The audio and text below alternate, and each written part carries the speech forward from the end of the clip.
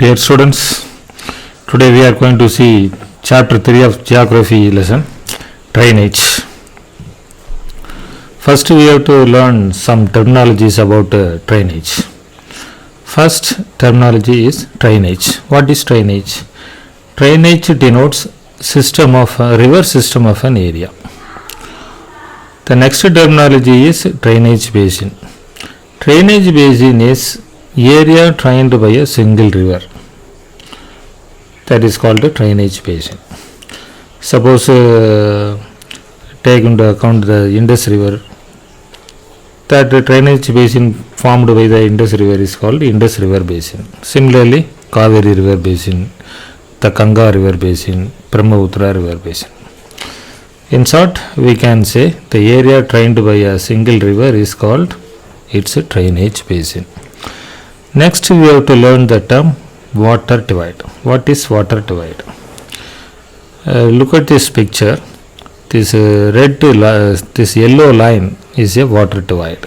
This is the picture of Western Ghats in that separating Tamil Nadu and Kerala. A water divide is a mountain or upland separates two different drainage basins in the opposite direction. Such a divide is called a water divide. Here in the picture, the yellow line is the water divide. Area western to its water divide, a river flows to the western direction. Similarly, area eastern to the water divide, river in this region flows eastwards. Next, do you know world's largest river basin is Amazon? Similarly, what is the largest river basin in India? The answer is the Ganga River Basin. It is the largest river basin in India. Because Indus River Basin, most of them, nearly 2/3 of it is located in Pakistan. Even though Brahmaputra is the longest river, most of it lie outside of India, mostly in Tibet. So, largest river basin in India is the Ganga River Basin. Drainage systems in India. In short, we can divide the drainage system in India into two types. One is the Himalayan rivers, the another one is the peninsular rivers. The origin of the Himalayan rivers is undoubtedly the Himalayan mountains. Peninsular rivers origin is Western Ghats. Another major difference in two river system is Himalayan rivers are perennial, whereas the peninsular rivers are seasonal. Himalayan rivers have water throughout the year. It is during rainy season it receives water from copious inflow arrived from rainfall. In summer season, during dry season, it gets water from snow melting in the Himalayan mountain peaks. But in the case of the peninsular rivers, they are all seasonal. They get water only from rainy season, only during June to September, during southwest monsoon season. Only during rainfall season they get water flow. Himalayan rivers are large. They have a larger flow of water and more erosional activities. But the peninsular rivers have small flow of water and less erosion. Another important difference is the Himalayan rivers form gorges. It make gorges through its erosional activities in their path in Himalayan mountains. But no such gorges are formed in peninsular river courses. Himalayan rivers are run in long distances from their source to sea. whereas the peninsular rivers are relatively shorter and shallow courses from source to sea. The Himalayan rivers forms meanders and oxbow lakes, but no such formations are formed in peninsular rivers. Because Himalayan rivers run through relatively flat lands, so they form meanders and oxbow lakes through erosional activities. But the peninsular rivers, no such formations are created. The Himalayan rivers are highly fertile river basins, whereas the peninsular rivers are less fertile basins.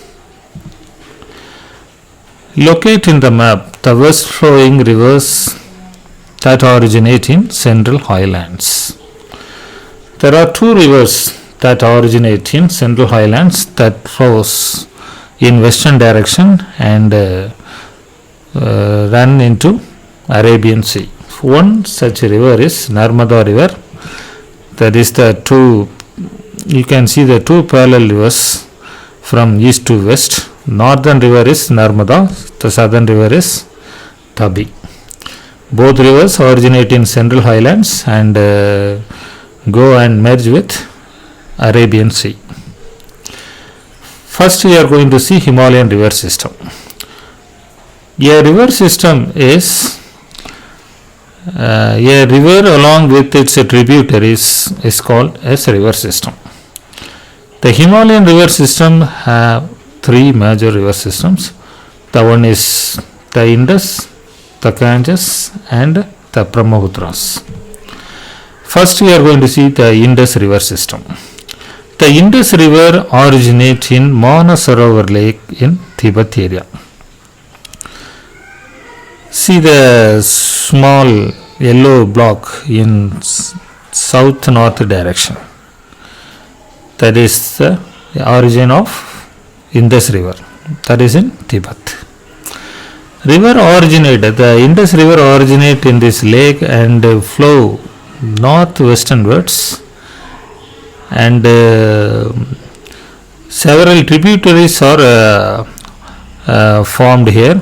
The Saskar, the Nabra, the Shiok and the Hansa. These are all the major tributaries in the northwestern part of Manasarovar Lake. They originate and join in the Indus river in Kashmir. Afterwards, they flow through Gilgit-Baltistan and reaches the plain at Attock, a region of in Pakistan. Now look at this map. The Manasarovar Lake, west of Manasarovar Lake, that is the origin of Indus river.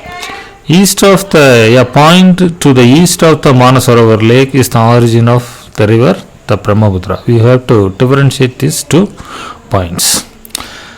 Moreover, the Himalayan mountain is also act as a major water divide between the Ganga river and the Indus and Brahmaputra river.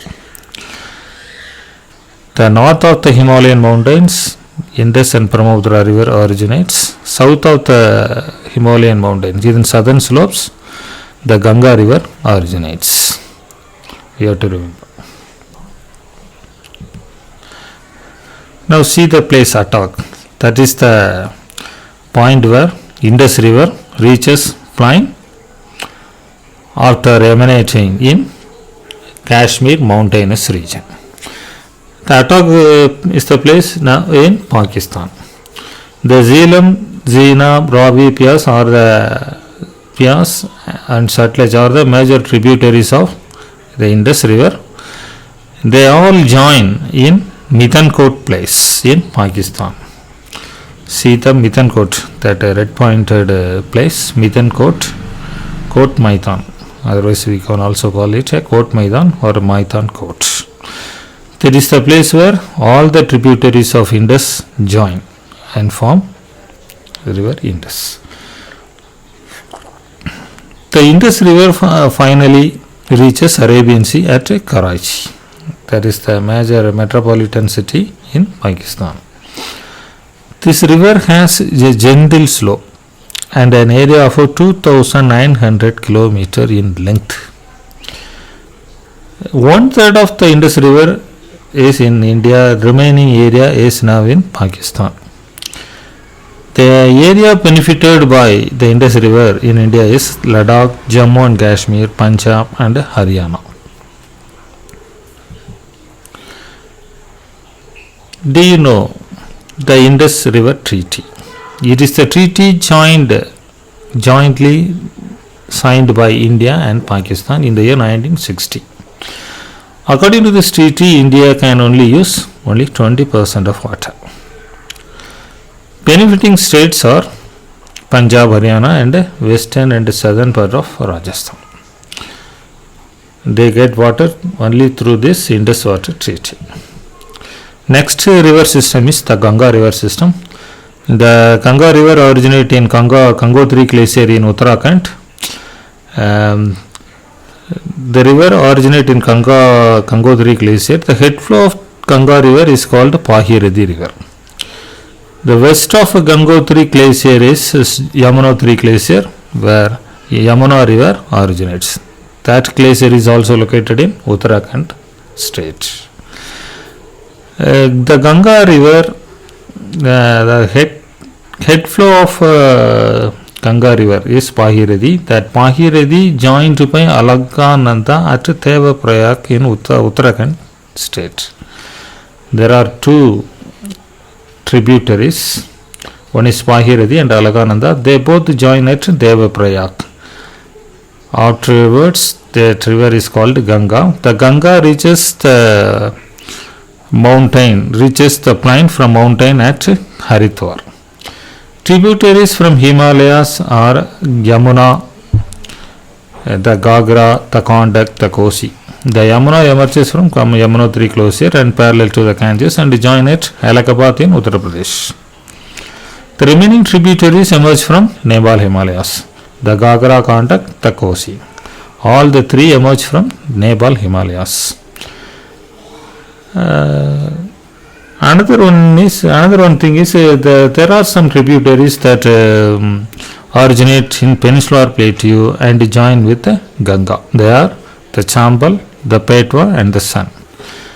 These three run through semi-dry area. They all have short course and don't carry much silt with the water, so they are less fertile.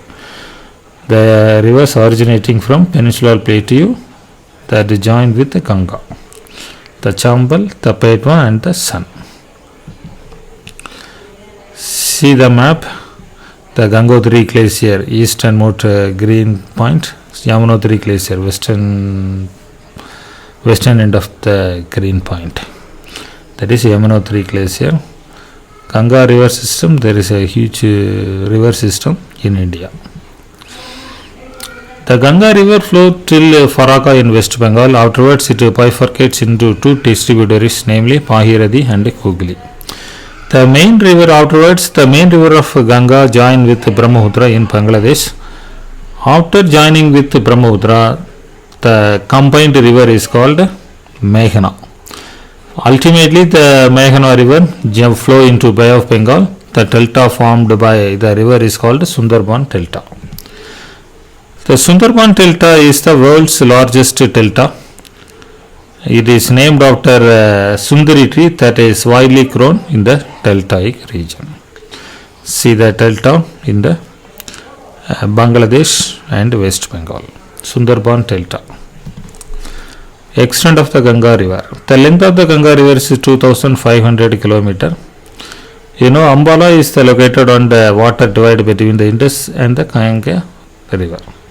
The plain from Ambala from Sundarban is 1,800 km with an altitude reduction of 300 meters. That is, for every 6 km length, there is a reduction of a meter in slope.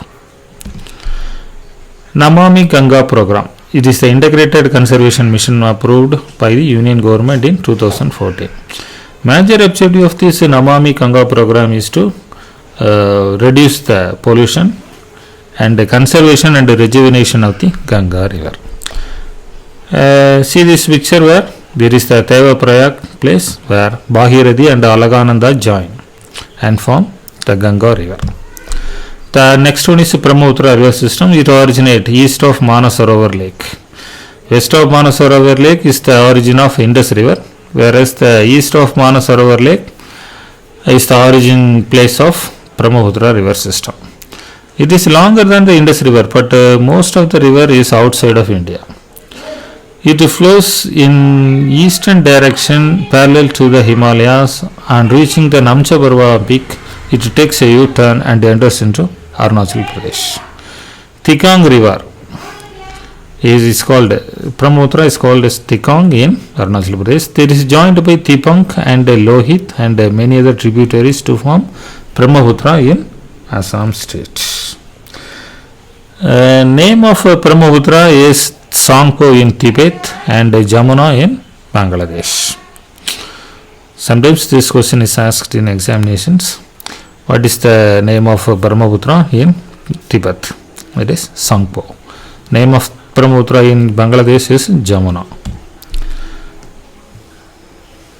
Tibet is a very relatively semi-dry and dry area. River originating from here carries low silt and sand. That is the reason why Brahmaputra river carries low silt and sand when it reaches Arunachal Pradesh. It has many private channel and riverine islands in entire Assam. Majuli is, it is the largest riverine islands formed by Brahmaputra in Assam. Unlike other northern Indian rivers, there is a huge deposits of silts on its belt in Indian part of Brahmaputra, whereas Tibetan part has very low load of silt and sand in Brahmaputra. Due to relatively plain area, the river shifts its channel frequently and causes widespread flood during rainy season. Next group of river system is Peninsular river system. Water divide in the Peninsular river system is Western Ghats. So some river flows to the east of Western Ghats. For example, Mahanadi, Godavari, Krishna and Kaveri. They form delta in their mouth. Whereas the west flowing rivers are Narmada and Tapti. They form estuaries in their mouth. With sea. The drainage basins of peninsular rivers are relatively small in size. First river basin of peninsular river basin system is Narmada basin. It originates in Amarkantak hills of Madhya Pradesh. It flows towards west in a rift valley formed to the faulting part of a tectonic plate movement. It runs through marble rocks near Jambalpur in Madhya Pradesh, where Narmada river flows through a deep gorge. See the picture, you can see. Next is Dhanudhar Falls. It is the Dhanudhar Falls formed by the Narmada river basin when it plunges over steep rocks on its coast to Arabian Sea.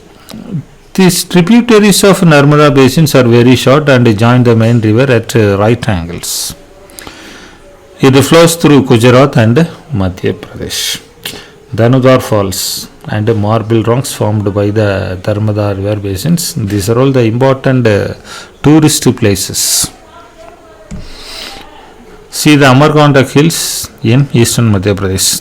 That pink colored dot is Amarkantak, eastern border of Madhya Pradesh. That is the origin place of Narmada river. That is the trough-like structure in Amarkantak hills. That receives copious rainfall during southwest monsoon season. That is the origin place of Narmada river. Namami Deve Namade, that is the Narmada river conservation mission inaugurated by the Madhya Pradesh government. Next is Tabi river basin. It originates in Satpura range of Betul district in Madhya Pradesh. It flows through also Rift valleys but shorter in length. It flows through Madhya Pradesh, Gujarat and Maharashtra. These three states benefit from Tabi river basins. Coastal plains formed by Tabi rivers is very narrow. Other west flowing rivers are Sabarmati, Mahi, Paratpula and Periyar. Paratpula and Periyar rivers both are located in Kerala state, whereas the Sabarmati and Mahi rivers are both located in Gujarat state. Next is Godavari river basin. It is the largest peninsular river. Its length is 1500 km. It originates in Nashik district of Maharashtra. Maharashtra, Madhya Pradesh, Odisha, Telangana and Andhra Pradesh are the 5 major districts drained by the Godavari basin. 15% of the basin area lies in Maharashtra state. Major tributaries of this Godavari basins are Purna, Varda, Prahita and Manchira, Vainganga and Penkanga.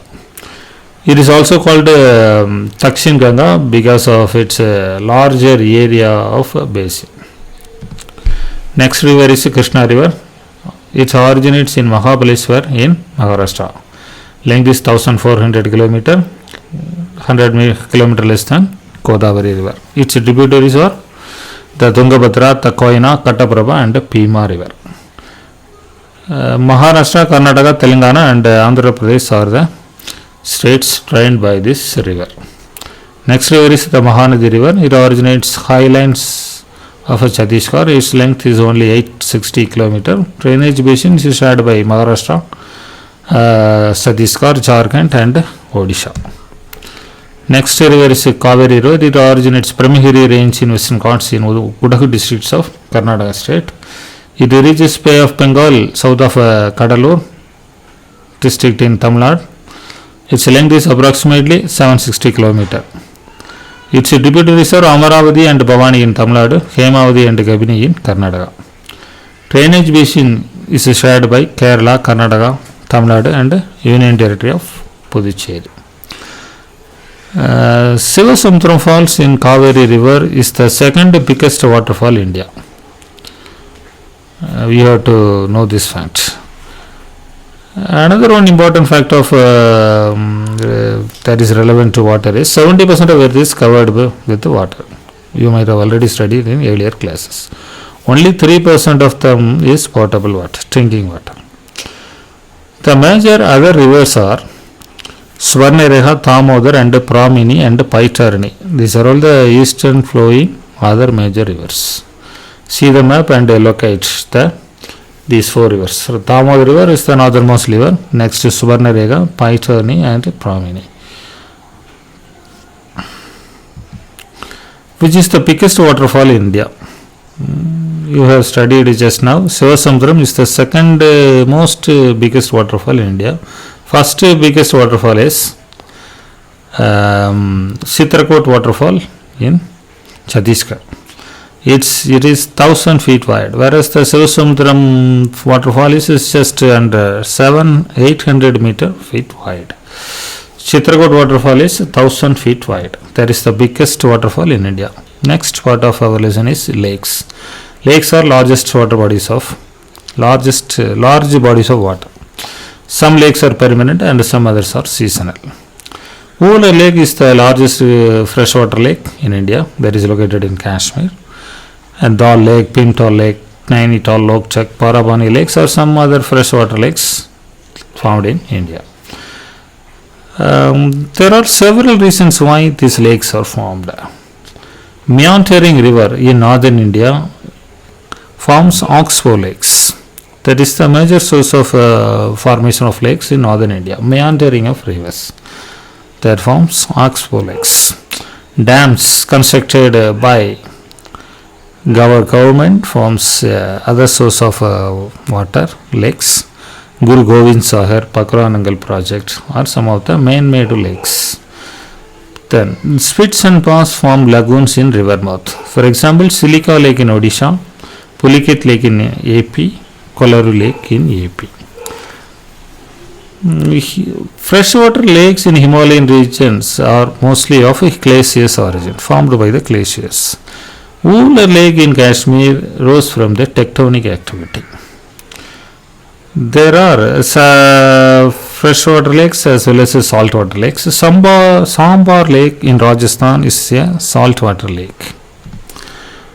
List the natural lake and artificial lake. Wooler Lake, Dal Lake, both are located in Kashmir. Nainidal and Pimtal Lake, both located in Uttarakhand. Loktak Lake in Manipur, Parabani Lake in Meghalaya, Chilika Lake in Odisha, Sambar Lake in Rajasthan, Pulicat Lake and Kolori Lake in Andhra Pradesh, Vempanadu Lake is in Kerala. There are some other lakes which are all artificially formed. Gobind Sagar and Rana Pratap Sagar, both are located in Himachal Pradesh.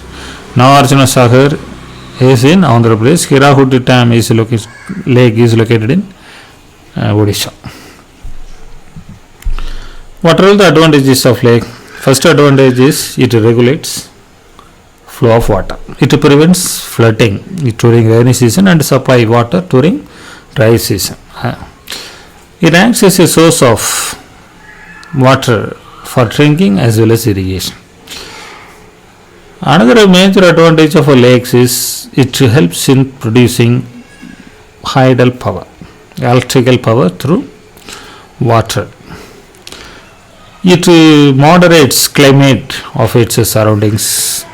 It maintains a major aquatic ecosystem where a variety of animals of aquatic in nature find a place. It enhances natural beauty. It helps tourism. It provides recreational activities. Role of rivers in Indian economy. You know what is a basic natural resource for any human activities. From time immemorial, river banks acted as a origin of major civilization.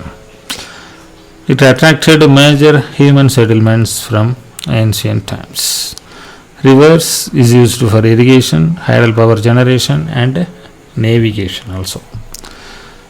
River pollution is the worrying feature affecting Indian rivers. More and more of water is drained and is used for home as well as agricultural use. So quality of water is reduced. Heavy load of untreated sewage and industrial effluents also join with the rivers. It also affects quality of water and it is beyond the self-cleansing power of river. Self-cleansing power of river means river naturally has a self-cleansing capability to some extent. It is capable of cleaning some of the effluents. That quantum of effluent reaches beyond a limit, a river loses its self-cleansing power. Increasing urbanization also leads to loss of self-cleansing power. National River Conservation Plan, Ganga Action Plan CAP was launched in 1985. National River Conservation Plan was launched in 1995. Cleaning the river is the major objective of this National River Conservation Plan. Thank you very much for listening this lesson. Thank you.